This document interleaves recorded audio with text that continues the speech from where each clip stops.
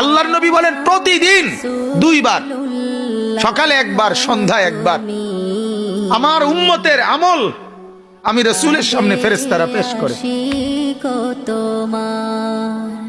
হায় হায়, নবীর সামনে তোমার নাম উচ্চারণ হয়, ফেরেশতা বলে ইয়া রাসূলুল্লাহ একটা সিজদা দেয় নাই, একটা সিজদা দেয় নাই। আল্লাহর নবী তখন বলে হায় আমার উম্মত, আমার 23টা বছরের দিবানিশির এই মেহনতের কোনো কদর করলি না।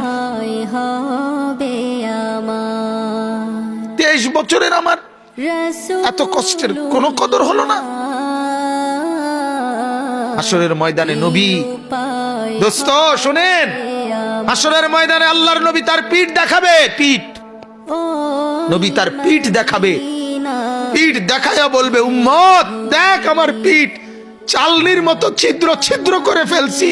তায়েফের বাচ্চারা যখন আমার পাথর মারছে, ওই পাথরের আঘাত সইতে গিয়ে সেদিন দেখবেন, সেদিন বুঝবা যুবক,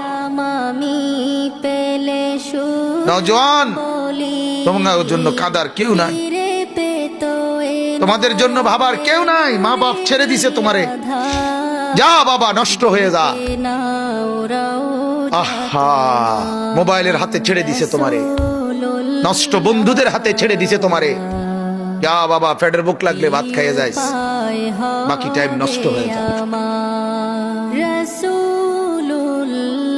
অভিভাবক ছেড়ে দিছে সন্তান,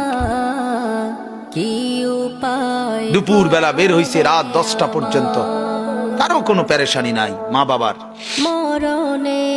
ছেলেটা কি হচ্ছে, তার সাথে উঠতেছে, বসতেছে, খাইতেছে, চলতেছে, কারো কোনো পেরেশানি।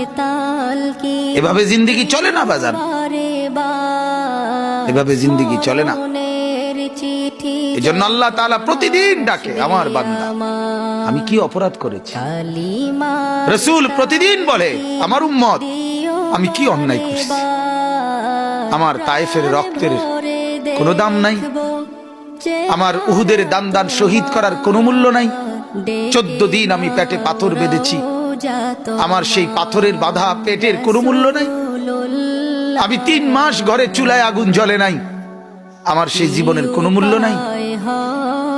মুসলমানের ছেলেরা, মুসলমানের বাবারা, তোমরা তোমাদের আল্লাহকে চেনো, তোমরা তোমাদের রাসূলকে চেনো। মোবাইল দিয়ে হইলেও রবিকে চেনো, রাসূলের জীবনী শোনো, তাইলেও ফায়দা হবে।